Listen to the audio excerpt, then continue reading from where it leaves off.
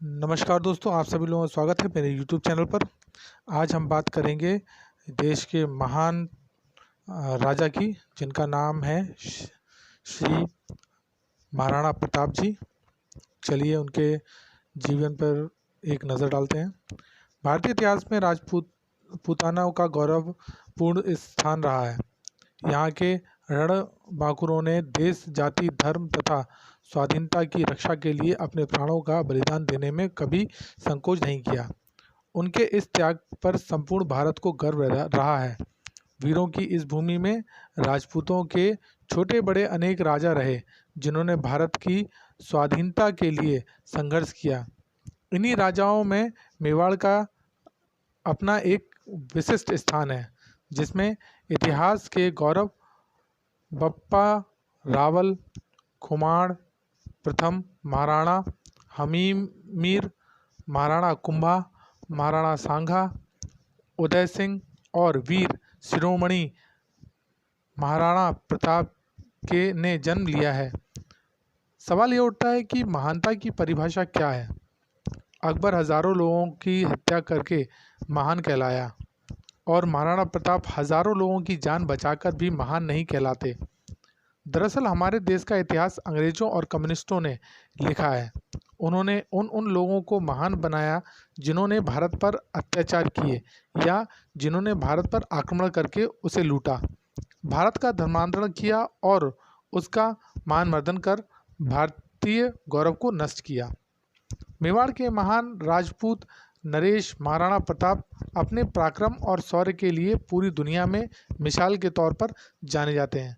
एक ऐसा राजपूत सम्राट जिसने जंगलों में रहना पसंद किया, लेकिन कभी विदेशी मुगलों की दास्तां स्वीकार नहीं की। उन्होंने देश, धर्म और स्वाधीनता के लिए सब कुछ निछावर कर दिया। कितने लोग हैं जिन्हें अकबर की सच्चाई मालूम है और कितने लोग हैं जिन्हें महाराणा प्रताप के त्याग और संघर्ष को जानते हैं। प्रताप के काल में दिल्ली में तुर्क सम्राट अकबर का शासन था, जो भारत के सभी राजा महाराजाओं को अपने अधीन कर मुगल साम्राज्य की स्थापना कर इस्लामिक परचम को पूरे हिंदुस्तान में फहराना चाहता था। इसके लिए उसने नीति और अनीति दोनों का ही सहारा लिया। 30 वर्ष के लगातार प्रयास के बावजूद अकबर महाराणा प्रताप को बंदी न बना सका। चलिए अब महाराणा प्रताप जी के बारे में देखते हैं। महाराणा प्रताप जी का जन्म 9 मई 1540 ईस्वी को राजस्थान के कुंभलगढ़ दुर्ग में हुआ था, लेकिन उनकी जयंती हिंदी तिथि के अनुसार ज्येष्ठ शुक्ल तृतीया को मनाई जाती है। उनके पिता महाराजा उदय सिंह और माता रानी जीवित कंवर थीं। वह राणा सांगा के पौत्र थे। महाराणा प्रताप को बचपन में सभी कीका नाम लेकर पुकारते थे।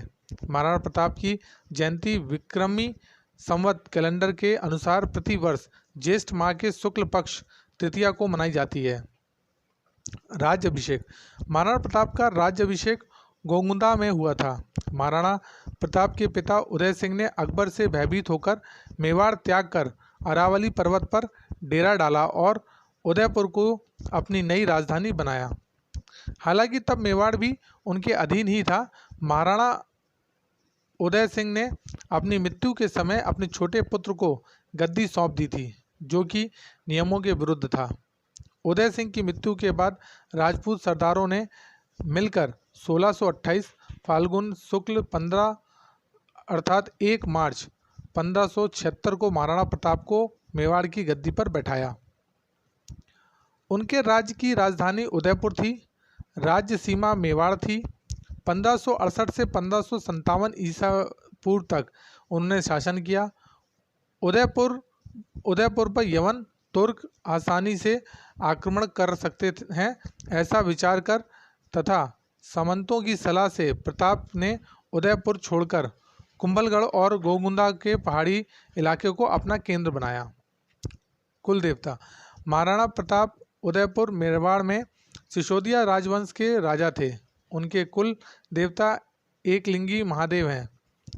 मेवाड़ के राणाओं के आराध्य देव एकलिंगी महादेव का मेवाड़ के इतिहास में बहुत महत्व है। एकलिंगी महादेव का मंदिर उदयपुर में स्थित है। मेवाड़ के संस्थापक बप्पा रावल ने 8वीं शताब्दी में इस मंदिर का निर्माण करवाया और एकलिंगी का मूर्ति का प्रतिष्ठान किया था। उदय सिंह का अपनी समस्त रानियों में से भटियानी रानी पर सर्वाधिक प्रेम था। इसी कारण उन्होंने भटियानी रानी के पुत्र जगमल सिंह को प्रताप सिंह पर वरीयता प्रदान कर अपना उत्तराधिकारी घोषित कर दिया था। प्रताप सिंह ज्येष्ठ पुत्र होने के कारण स्वाभाविक उत्तराधिकारी थे। उन्होंने अपनी मृत्यु के समय जगमल को राजगद्दी सौंपी थी। उदय सिंह की यह नीति गलत थी, क्योंकि राजगद्दी के हकदार महाराणा प्रताप थे। प्रजा तो महाराणा प्रताप से लगाव रखती थी। जगमल को गद्दी मिलने पर जनता में विरोध और निराशा उत्पन्न हुई। जगमल ने राज्य का शासन हाथ में लेते ही घमंडवश जनता पर अत्याचार करना शुरू कर दिया। जगमल बेहद डरपोक और भोगी विलासी था। यह देखकर प्रताप जगमल के पास गए और समझाते हुए कहा कि क्या अत्याचार करके अपनी प्रजा को असंतुष्ट मत करो। समय बड़ा नाजुक है। अगर तुम नहीं सुधरे तो तुम्हारा और तुम्हारे राज्य का भविष्य खतरे में पड़ सकता है। जगमल ने इसे अपनी शान के खिलाफ समझा। गुस्से में उसने कहा, तुम मेरे बड़े भाई हो सही, परंतु स्मरण रहे कि तुम्हें मुझे उपदेश देने का कोई अधिकार नहीं है।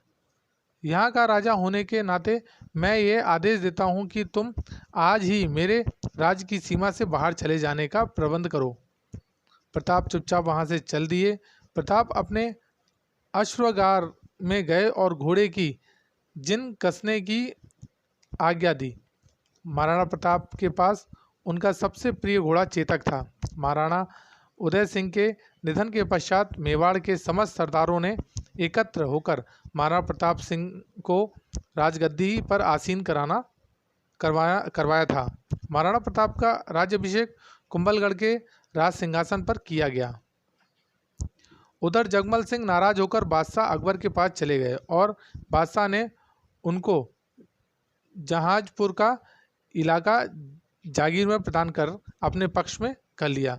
इसके पश्चात बादशाह ने जगमल सिंह को सिरोही राज्य का आधा राज्य प्रदान कर दिया। इस कारण जगमल सिंह के सिरोही के राजा सुल्तान देवड़ा से दुश्मनी उत्पन्न हो गई और अंत में ईसा पूर्व सन 1583 में हुए युद्ध में जगमल सिंह काम आ गए थे।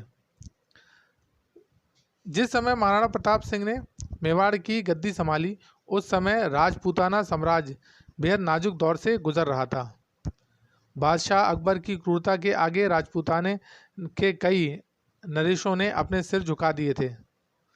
कई वीर प्रतापी राजवंशों के उत्तराधिकारियों ने अपनी कुल मर्यादा का सम्मान भुलाकर मुगलियों वंश के से वाइस संबंध स्थापित कर लिए थे। कुछ स्वाभिमानी राजघरानों के साथ ही महाराणा प्रताप भी अपने पूर्वजों की मर्यादा की रक्षा हेतु अटल थे और इसलिए तुर्क बादशाह अकबर की आंखों में वह सदैव खटका करते थे। महाराणा प्रताप जिस घोड़े पर बैठते थे वह घोड़ा दुनिया के सर्वश्रेष्ठ घोड़ों में से एक था। महाराणा प्रताप तब 72 किलो का कवच पहनकर 81 किलो का भाला अपने हाथ में रखते थे। भाला और कवच सहित ढाल तलवार का वजन मिलाकर कुल 208 किलो का उठाकर वह युद्ध लड़ते थे। सोचिए तब उनकी शक्ति क्या रही होगी। इस वजन के साथ रणभूमि में दुश्मनों ने पूरा दिन लड़ना मामूली बात नहीं होती थी। अब सवाल ये उठ सकता है कि जब वे इतने शक्तिशाली थे तो अकबर की सेना से वे 2 बार पराजित क्यों हो गए। इस देश में जितने भी देशभक्त राजा हुए हैं उनके खिलाफ उनका ही कोई अपना ज़रूर रहा होगा जिन्होंने उनको हराने में पूरी मदद की है। जयचंद के कारण देशभक्तों को नुकसान उठाना पड़ता है। मेवाड़ को जीतने के लिए अकबर ने कई प्रयास किए। अकबर चाहता था कि महाराणा प्रताप अन्य राजाओं की तरह उनके कदमों में झुक जाए। महाराणा प्रताप ने अभी अकबर की अधीनता को स्वीकार नहीं किया था। अजमेर को अपना केंद्र बनाकर अकबर ने प्रताप के विरुद्ध सैनिक अभियान शुरू कर दिए। महाराणा प्रताप ने कई वर्षों तक मुगलों के सम्राट अकबर की सेना के साथ संघर्ष किया।